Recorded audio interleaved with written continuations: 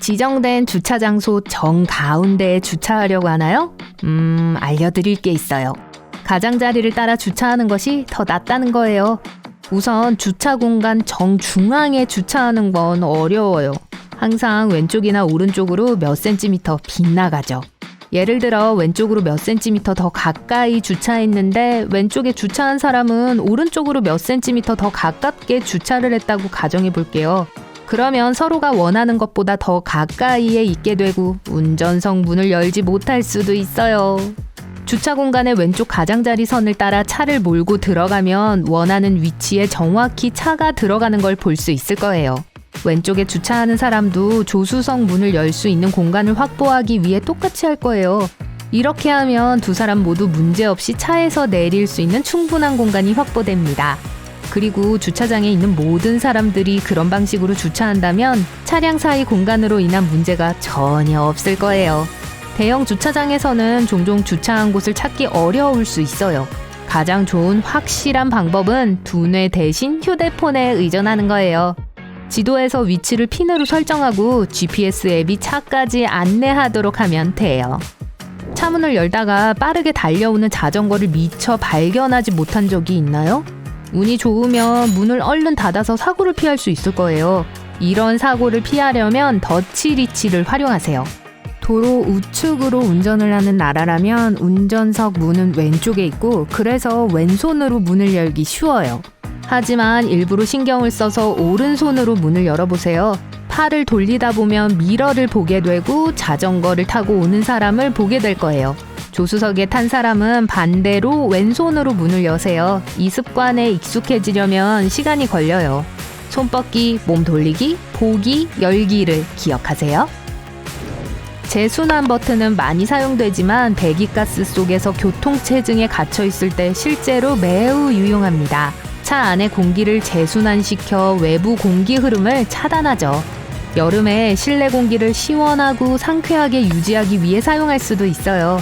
이번에는 일반 상식에 가까워요.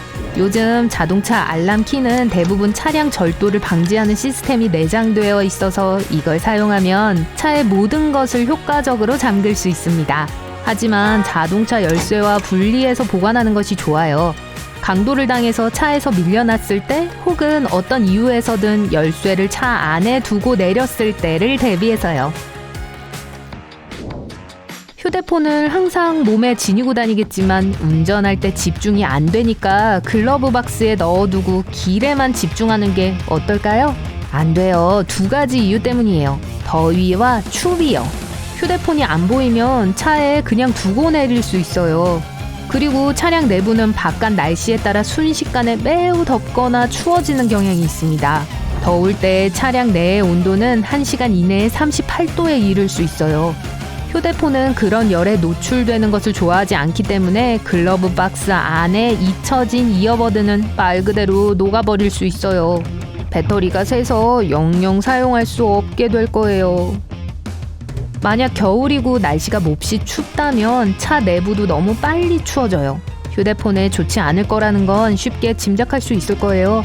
추위에 오래 노출되면 디스플레이에 문제가 생길 수 있고 배터리 수명이 짧아지고 저절로 꺼지기 시작할 수 있습니다. 최악의 경우 추위로 디스플레이에 금이 갈 수도 있어요. 그러니까 차에서 내릴 때 전화기를 잊지 마세요.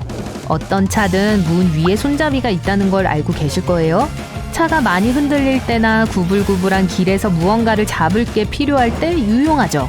어떤 사람들은 드라이클리닝한 옷이나 그냥 옷을 걸어놓기도 해요. 하지만 이 손잡이의 원래 목적은 승하차를 돕기 위한 거라는 거 알고 계셨나요? 차가 클수록 꼭 필요해요. 그렇죠? 대부분의 미니밴과 일부 크로스오버 SUV의 경우 백미러 앞 특수 칸에서 오목 거울을 내릴 수 있어요. 왜 머리 위에 거울이 또 필요한 거죠? 그것은 필요 이상으로 1초도 도로에서 눈을 떼지 않고 뒷좌석에 있는 어린이, 반려동물 또는 승객을 확인하도록 도와줍니다. 이 팁은 자동차에 따라 유용하지 않을 수도 있지만 여러분 차량에 이런 저장 공간이 있는지 확인해보세요. 백미러 근처에 있는 작은 팝업 공간에는 휴대폰이나 선글라스를 보관할 수도 있어요. 어떤 차량에는 실내 온도 조절 패널 뒤에 비밀 공간이 있어요. 크로스오버의 경우 조수석 아래나 앞좌석 뒤쪽도 확인해 보세요. 쉽게 꺼낼 수 있는 통이 있을 거예요. 거기에 예를 들면 더러운 신발 같은 것을 넣어두었다가 나중에 청소할 수 있어요.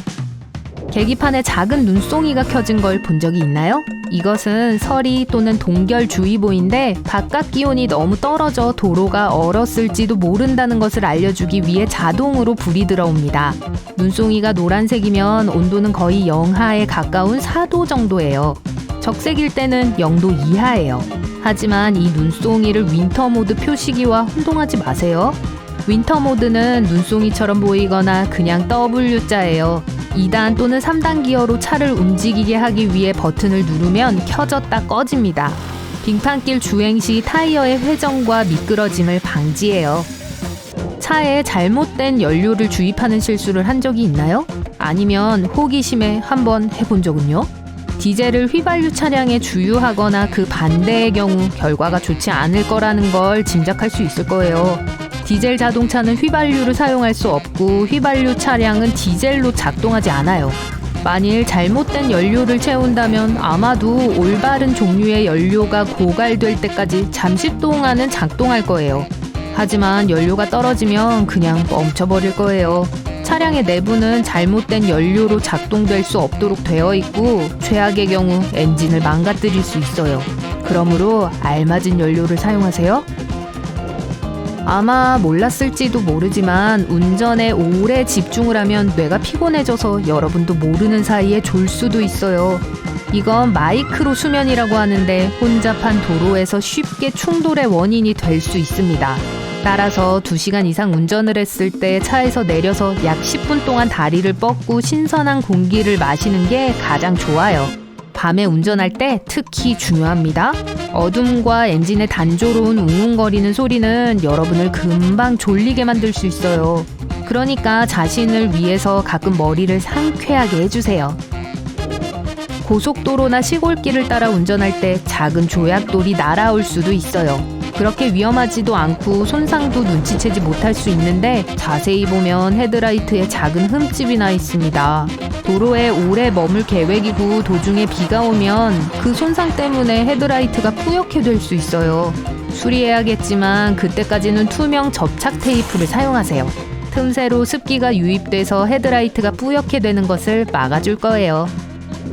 아마 아무도 자동차 브레이크에 끽끽대는 소리를 무시할 수 없을 거예요. 대부분의 사람들은 겁을 먹고 차를 수리하기 위해 정비사에게 달려갑니다. 이 끔찍한 소리의 가장 큰 원인은 브레이크 패드의 녹 때문이라는 사실을 아는 사람은 많지 않아요. 다행히도 이 녹은 브러쉬, 긁어내기, 센 바람으로 쉽게 제거할 수 있어요. 어떤 사람들은 유튜브 영상을 보고 직접 하기도 해요. 대부분의 정비소에서 큰 비용을 들이지 않고 해결할 수 있을 거예요.